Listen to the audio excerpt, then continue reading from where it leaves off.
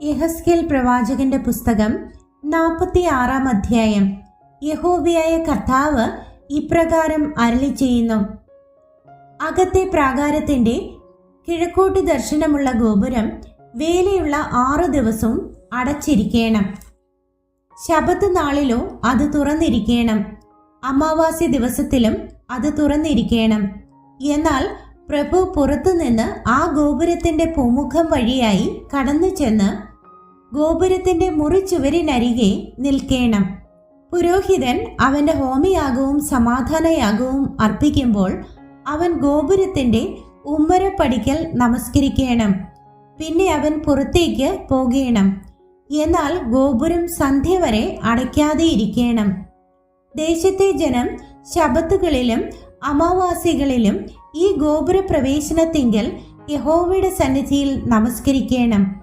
പ്രഭു ശബത്ത് നാളിൽ യഹോവയ്ക്ക് ഹോമയാഗമായി ഊനമില്ലാത്ത 6 കുഞ്ഞാടിനെയും ഊനമില്ലാത്ത 1 മുട്ടാടിനെയും അർപ്പിക്കണം. ഭോജനയാഗമായി അവൻ മുട്ടാടിന് 1 ഏഫായും കുഞ്ഞാടുകൾക്ക് തൻ്റെ പ്രാപ്തി പോലെയുള്ള ഭോജനയാഗവും ഏഫാ 1-ന് 1 ഹീൻ എണ്ണ വീതവും അർപ്പിക്കണം. അമാവാസി ദിവസത്തിലോ ഊനമില്ലാത്ത 1 കാളക്കുട്ടിയെയും 6 കുഞ്ഞാടിനെയും 1 മുട്ടാടിനെയും അർപ്പിക്കണം.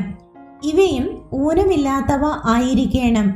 ഭോജനയാഗമായി അവൻ കാളയ്ക്ക് 1 ഏഫായും മുട്ടാടിന് 1 ഏഫായും കുഞ്ഞാടുകൾക്ക് തൻ്റെ പ്രാപ്തി പോലെയുള്ളതും ഏഫാ 1-ന് 1 ഹീൻ എണ്ണ വീതവും അർപ്പിക്കണം. പ്രഭു വരുമ്പോൾ അവൻ ഗോപുരത്തിന്റെ പൂമുഖം വഴിയായി കടക്കുകയും ആ വഴിയായി തന്നെ പുറത്തേക്ക് പോകുകയും വേണം.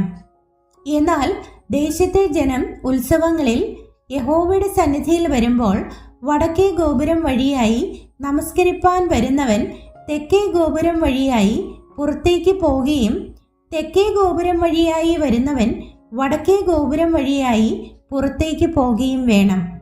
താൻ വന്ന ഗോപുരം വഴിയായി മടങ്ങിപ്പോകാതെ അതിനെതിരെയുള്ളതിൽ കൂടി പുറത്തേക്ക് പോകണം. അവർ വരുമ്പോൾ പ്രഭുവും അവരുടെ മധ്യേ വരികയും അവർ പോകുമ്പോൾ അവനും കൂടെ പോകുകയും വേണം. വിശേഷ ദിവസങ്ങളിലും ഉത്സവങ്ങളിലും ഭോജനയാഗം കാളയ്ക്ക് 1 ഏഫായും മുട്ടാടിന് 1 ഏഫായും കുഞ്ഞാടുകൾക്ക് തൻ്റെ പ്രാപ്തി പോലെയുള്ളതും ഏഫായ്ക്ക് 1 ഹീൻ എണ്ണയും വീതം ആയിരിക്കണം. എന്നാൽ പ്രഭു സ്വമേധാദാനമായ ഹോമയാഗമോ സ്വമേധാദാനമായ സമാധാനയാഗങ്ങളോ യഹോവയ്ക്ക് അർപ്പിക്കുമ്പോൾ കിഴക്കോട്ട് ദർശനമുള്ള ഗോപുരം അവന് തുറന്നു കൊടുക്കണം. അവൻ ശബത്ത് നാളിൽ ചെയ്യുന്നത് പോലെ തൻ്റെ ഹോമയാഗവും സമാധാനയാഗങ്ങളും അർപ്പിക്കണം. പിന്നെ അവൻ പുറത്തേക്ക് പോകണം. അവൻ പുറത്തേക്ക് പോയ ശേഷം ഗോപുരം അടയ്ക്കണം.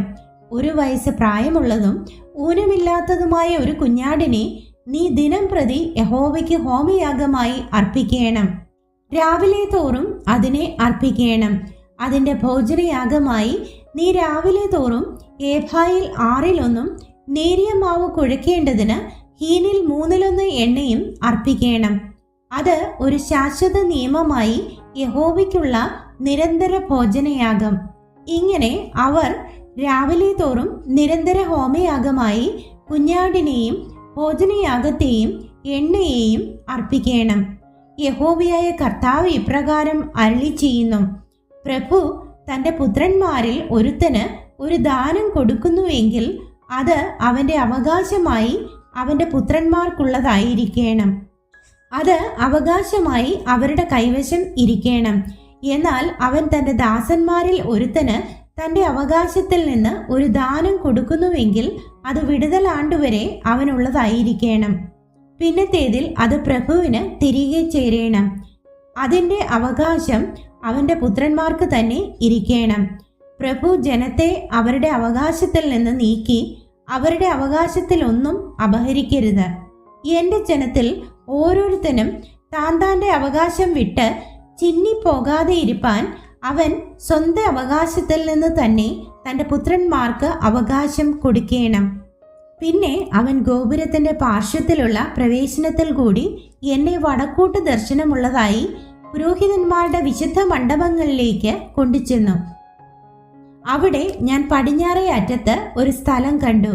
അവൻ എന്നോട്, പുരോഹിതന്മാർ അകൃത്യയാഗവും പാപയാഗവും പാകം ചെയ്യുന്നതും ഭോജനയാഗം ചുടുന്നതുമായ സ്ഥലം ഇതാകുന്നു. അവർ ജനത്തെ വിശുദ്ധീകരിക്കേണ്ടതിന് അവയെ പുറത്തെ പ്രാകാരത്തിലേക്ക് കൊണ്ടുപോകാതെ ഇരിപ്പാൻ തന്നെ എന്ന് അരുളി ചെയ്തു. പിന്നെ അവൻ എന്നെ പുറത്തെ പ്രാകാരത്തിലേക്ക് കൊണ്ടുപോയി പ്രാകാരത്തിന്റെ 4 മൂലക്കിലും ചെല്ലുമാറാക്കി. പ്രാകാരത്തിന്റെ ഓരോ മൂലയിലും ഓരോ മുറ്റമുണ്ടായിരുന്നു. പ്രാകാരത്തിന്റെ 4 മൂലയിലും 40 മുഴം നീളവും 30 മുഴം വീതിയും ഉള്ള അടയ്ക്കപ്പെട്ട മുറ്റങ്ങൾ ഉണ്ടായിരുന്നു. 4 മൂലയിലും ഉള്ള അവ 4നും ഒരേ അളവായിരുന്നു.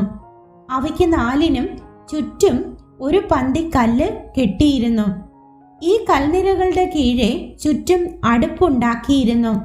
അവൻ എന്നോട്, ഇവ ആലയത്തിന്റെ ശുശ്രൂഷകന്മാർ ജനത്തിന്റെ ഹനനയാഗം പാകം ചെയ്യുന്ന വെപ്പുപുരയാകുന്നു എന്ന് അരുളി ചെയ്തു.